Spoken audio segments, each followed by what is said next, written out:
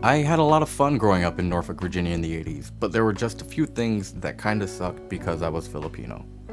My parents worked a lot, and despite the best efforts of the Burger King Kids Club to end racism, some people just don't like it when they don't know what you are. I was one of the 7 Asian kids in my elementary school, 3 of which were my siblings. We stood out in the crowd. Some said you could smell us. Even though I'm not Chinese, classmates would ask me how to say something in Chinese, and I would just make things up to get them to leave me alone. My house smelled like food all the time. The couches were covered with bed sheets.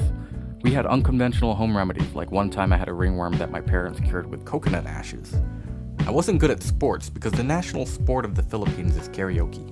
All our family vacations were to museums, and it was awesome because I like dinosaurs and space shuttles, but I would have liked to go to Disney World. Maybe your parents were from another country too, and maybe you mastered the art of interpreting them. I didn't. Still, my mom was the most beautiful woman in the world. My dad was the strongest man in the world, even if the teenagers at the supermarket taunted him because of his accent and the way he looked. I didn't know it back then, but my dad was recreating his childhood home in the backyard out of other people's garbage. My mom didn't like that.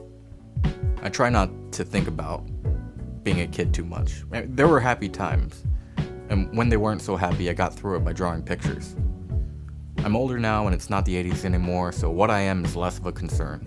But every once in a while, someone asks me where I'm from, and I say, Virginia, and they follow up with, where are you really from?